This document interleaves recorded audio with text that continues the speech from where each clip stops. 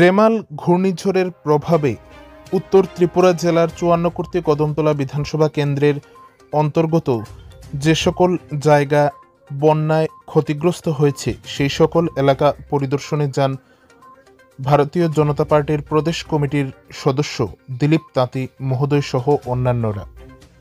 ৩০ মে বৃহস্পতিবার দুপুর আনুমানিক ১২টা নাগাদ ৫৪ কদমতলা বিধানসভা কেন্দ্রের অন্তর্গত কুর্তি গ্রাম পরিদর্শন করেন ভারতীয় জনতা পার্টির প্রদেশ কমিটির সদস্য দিলীপ তাঁতি মহোদয়।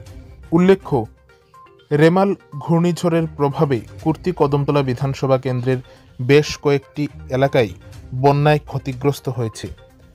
আজ দুপুর ১২টা নাগাদ সেই সকল এলাকা পরিদর্শনে যান বিজেপির প্রদেশ কমিটির সদস্য দিলীপ তাঁতি মহোদয়। এছাড়াও ওনার সাথে উপস্থিত ছিলেন ভারতীয় জনতা পার্টির কার্যকর্তা আসিম তালুকদার সহ অন্যান্যরা, যেখানে তারা সেই সকল এলাকা পরিদর্শন করেন এবং বন্যায় ক্ষতিগ্রস্ত পরিবারগুলির সমস্যা সম্পর্কে অবগত হন এবং তাদের কিভাবে সাহায্য করা যায় সে বিষয়ে তারা আলোচনা করেন।